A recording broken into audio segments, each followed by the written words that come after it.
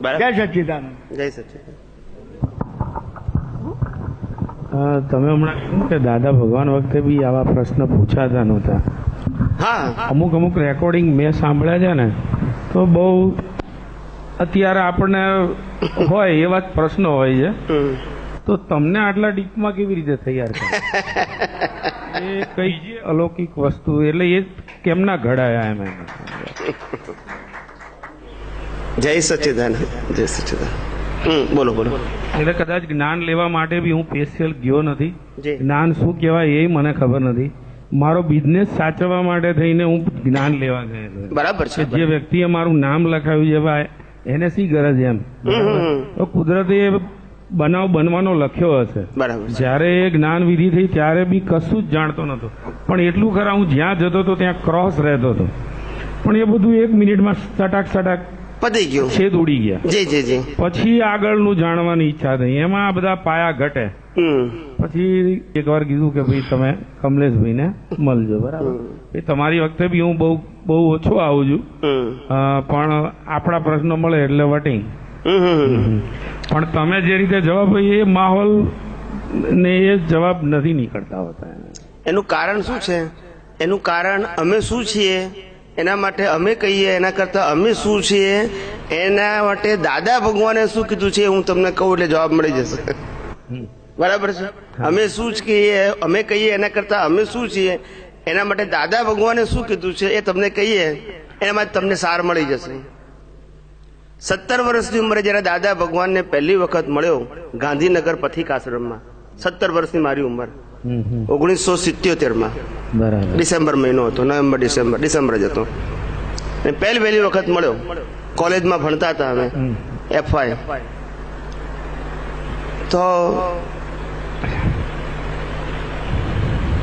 આપણા આપતા પુત્ર કુલદીપકભાઈ જયમેશભાઈ છે, એમના ફાધર. કુલદીપક મારો ફાસ્ટ મિસ્ટર, અમે કોલેજમાં સાથે જ ભણ્યા, M.Com સુધી. તો એના પપ્પાને ખબર હું દીક્ષા લેવાની ભાવ વાળો હતો. કેવો હતો? દીક્ષાથી 8 વર્ષની ઉંમરથી. બરાબર. અને એ લોકોને ખબર, અમારા મધરને, એમના મધર બધા પરિચયમાં એકબીજાને વર્ષોથી. બિલકુલ. એટલે અમે બંને સાથે ભણતા હોય એટલે એકબીજાને મળતા હતા. એટલે એના ફાધરે કીધું કે આ દાદા ભગવાન આવવાના છે, તમે આવજો. 2 જણા નાના છોકરા હતા મને. મને ગમે, મને ધર્મના બરસ નાની ઉંમરથી હતો. આ ધર્મના બધા પુસ્તકો બધા 15 વર્ષની ઉંમરે વાંચી નાખેલા. જૈનના આગમો, વેદાંત, ગીતા, શ્રીમદ રાજચંદ્ર, આ કાનજી સ્વામીનું સમયસાર, અન્ય ધર્મના પુસ્તકો બધા 15 વર્ષની ઉંમરે વાંચી નાખેલા. અને કોઈ જગ્યાએ અમને એવું લાગ્યું નથી કે આ અમને ના સમજાયું. આત્મસિદ્ધિ સહિત બધું, જેને ટોપ લેવલનું જ્ઞાન જેમાં કહેવાય એવી આત્મસિદ્ધિ શ્રીમદ રાજચંદ્રની, એ પણ 15 વર્ષ પહેલા અમે વાંચી નાખેલી. અને તે અમને નતું લાગ્યું કે અમને નથી સમજાય. બરાબર. સમજાય છે. અને દાદા ભગવાનની આપતવાણી પણ દાદા ભગવાનને મળ્યા પહેલા 16 વર્ષની ઉંમરે વાંચી નાખેલી, એક નંબરની આપતવાણી, એકી બેઠક. એમ શું કીધું? બરાબર. રાતના 9 થી સવારના 4 વાગ્યા સુધી વાંચી નાખેલી. અને એમાં પણ અમને લાગ્યું નથી કે અમને આપતવાણીમાં કશું ના સમજાયું હોય એવું. વાંચવામાં રસ ખરો, પણ ના સમજાયું એવું લાગ્યું અમને કે આ ટિપિકલ છે, ડિફિકલ્ટ છે, નથી સમજાતું એવું ક્યારે લાગ્યું નથી. આગમ બાગમ કશું લાગ્યું નથી નાની ઉંમરથી. એટલે આ ડેવલપમેન્ટનું પ્રમાણ કહું છું. એમ 17 વર્ષે દાદાજી મળ્યા, દર્શન કરવા ગયા, બેઠા સત્સંગમાં. સત્સંગ પતી ગયો એટલે દાદાજી પાસે વિધિ કરવા ગયા. બંને જણા અમને ચંદ્રકાંત કાકા લઈ ગયા, અમે બંને વિધિ કરીએ છીએ. એટલે ચંદ્રકાંતભાઈને દાદા પૂછે છે કે આ કોણ છે 2 છોકરાઓ? એટલે કીધું કે આ મારો છોકરો છે કુળદીપક, ના એનો ભાઈબંધ છે કમલેશ. પછી કે આ દાદા કમલેશ છે ને એની ભાવના દીક્ષા લેવાની છે. શું કીધું? એવું એમને દાદા ભગવાનને કીધું. અમે લોકો વિધિ કરતા હતા બંને. બરાબર. એટલે દાદાજી એટલું જ બોલ્યા અમે વિધિ કરતા હતા ત્યારે કે મોરના ઈંડા ચિતરવા ના પડે. શું બોલ્યા? મોરના ઈંડા ચિતરવાના. એ પેન્ટ થઈને જ આવે, બહાર આવ્યા પછી પેન્ટ કરવાનો ના હોય. આ પહેલો પ્રસંગ દાદા ભગવાનને પ્રત્યક્ષ મળવાની વાત કરું છું. પછી 18 વર્ષે મને જ્ઞાન મળ્યું. 77માં દાદા મળ્યા. 78 જૂનમાં મને જ્ઞાન મળ્યું. 78 જૂનમાં જ્ઞાન મળ્યું અને દાદાજી નવેમ્બરમાં મુંબઈ ગયા. એ વખતે સકળ સંઘપતિ ખેસીભાઈ નરસિંહભાઈ હતા, મુંબઈ દાદર રહે. બરાબર. તો હું મારી લાઈફમાં નતો ગયો બોમ્બે. હું મારી લાઈફમાં પહેલી વખત મુંબઈ ક્યારે ગયો? 1979 ક્યારે ગયો? 79 કે 80 માં ગયો છું. 79 જ હશે, એન્ડ હશે. એ પહેલા હું ગયેલો નહીં, મુંબઈ જ નહીં જોયેલું મેં. તે દાદાએ ત્યાં ખેસીભાઈને શું કીધું નવેમ્બરમાં? કારણ કે જ્ઞાન વિધિ વખતે ખેસીભાઈ અમદાવાદમાં હતા, રમેશજી પરીખના ત્યાં, કે આપણા સંઘની અંદર આ આચાર્ય કક્ષાનો છોકરો આવે એ આપણા સંઘનું સદભાગ્ય કહેવાય ને. શું કીધું? આચાર્ય એ ખેસીભાઈને મારી ગેરહાજરીમાં કહેશે. દાદાજી મને નથી કહેતા, મારી હાજરીમાં પણ કહેતા નથી, મારી ગેરહાજરીમાં દાદાજી બોમ્બેમાં કહે છે સકળ સંઘપતિ ખેસીભાઈને કે આપણા સંઘની અંદર આ આચાર્ય કક્ષાનો છોકરો આવે એ આપણા સંઘનું સદભાગ્ય કહેવાય ને. આ બીજો એવિડન્સ આપું છું. ત્રીજો એવિડન્સ, ખેસીભાઈને આપણા એક વખત કીધું કે અમે જે જ્ઞાન આપીએ છીએ ને એ જ્ઞાન ગળથુથીમાં લઈને આવ્યો છે. શું કીધું? ગળથુથીમાં અનુભવ બાકી છે. શું કીધું? અનુભવ બાકી. અમે જે જ્ઞાન આપીએ છીએ ને એ તો ગળથુથીમાં લઈને આવ્યો છે, બરાબર. અનુભવ બાકી છે. બરાબર, સમજાય છે? અને તું છેલ્લા 4 અવતારથી આચાર્ય હતો એવું તો 25 વખત બોલ્યા હશે અલગ અલગ પ્રસંગે, મારી હાજરીમાં અને મારી ગેરહાજરીમાં. બરાબર. એવું ઘણી વખત બોલ્યા છે દાદા ભગવાન, તો ઘણી વખત બોલ્યા છે. ગોત્રાજભાઈને ત્યાં તમે ઇન્ટ્રોડ્યુસ થયા હતા ને, એમને ત્યાં ત્યારે એ શબ્દ બોલ્યા હતા ને. પણ આ તો તમને એક એવિડન્સ કહું છું. બરાબર, બરાબર. અને જ્યારે દાદા ભગવાનને આ મંદિરનો સંકેત આવ્યો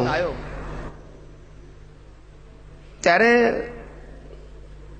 દાદા અમેરિકા 82 માં ફર્સ્ટ ટાઈમ ગયા. 82. અને દાદાએ કીધું કે અમે 5 વર્ષ આવીશું. શું કીધું? તો 82 ને બાદ કરતા 83 થી 87 સુધી દર વર્ષે દાદા અમને કે તું અમારી સાથે અમેરિકા આય. શું કીધું? અમારી સાથે અમેરિકા. અને હું રિપ્લાય ના કરું કે હું આવીશ, એવું રિપ્લાય ના કરું. ના પણ નથી કહેતો, પણ પૂછે નહીં એટલે મૌન રહું. એટલે દાદાજી મને એક વખત પૂછ્યું કે તને શું વિચાર આવે છે? એમ હું પૂછું છું શું વિચાર આવે છે? બરાબર. મેં કહું દાદાજી મને એવો વિચાર આવે છે કે હિન્દુસ્તાનની અંદર હું પગપાળા ફરું અને આ વિજ્ઞાન જે છે એ લોકોને પહોંચાડું, આ મારો ભાવ છે. પણ ફોરેન જવાનો વિચાર આવતો નથી. એ દાદા ભગવાને એવું કીધું. એટલે દાદા ભગવાન એવું કે તને ક્યાંથી આવો વિચાર આવે? તું છેલ્લા 4 અવતારથી સાધુ હતો. બરાબર. એટલે ફોરેન જવાનો વિચાર તારી પાસે લાવ્યો જ ના હોય ને. 1985 ની અંદર અમદાવાદની અંદર દાદા ભગવાનનું પહેલી વખત જાહેરમાં કોન્ફરન્સ કરી, પત્રકારોને બોલાયા હતા, બધા ન્યૂઝપેપર વાળાને, કેટલાક મેગેઝિન વાળા પત્રકારો બોલાયા હતા અને એમનું પ્રોસેશન કાઢ્યું હતું. કસ્તુરબી જુઠાભાઈ છાત્રાલય નવરંગપુરા માં એમનું સેન્ટર હતું અને ત્યાંથી પ્રોસેશન લગભગ આઝાદ સોસાયટીમાંથી ત્યાં સુધી આવ્યું હતું. જન્મ જયંતિ 85 ની વાત છે. એ વખતે દાદાજીએ આ તો એક પ્રસંગ કહું તમને, હું બધાની વચ્ચે ઉભા કર્યો મને કે કમલેશ ક્યાં છે? કમલેશ શાહ ઉભો થાય. એટલે હું ઉભો થયો. એટલે આપણા વડીલો જે બધા હતા સંઘના, જે ટ્રસ્ટીઓ, વહીવટ કરતા સંઘપતિઓ, એને કીધું કે જુઓ આ અમારી સાથે ફોરેનમાં આવશે, આ તો સિલેક્ટેડ. શું કીધું? બાકીના 2 ને સિલેક્ટ કરો. શું કીધું? બાકીના 2 ને. તે વખતે હું તો કશું બોલતો જ નતો, પછી બેસી ગયો પછી. બરાબર. એટલે આ બધા એવિડન્સ છે અમારા. શું છે? એવિડન્સ. સમજાય છે? દાદા ભગવાને કહેલા. એટલે મૂળ પુરુષની વાત કરું છું. એટલે આવા તો જીવનમાં ઘણા બધા પ્રસંગો બનેલા છે. અને અમારા જીવનની અંદર અમારી પોતાની જો પ્રકૃતિ કહેવા માંગીએ અમે, તો અમારી પ્રકૃતિ એવી છે કે અમે અમારા જીવનની અંદર એક જ વસ્તુ અમે શીખવા માંગીએ છીએ કે અમે જે કંઈ પણ વિજ્ઞાન અમને અનુભવમાં આવે. શું આવે?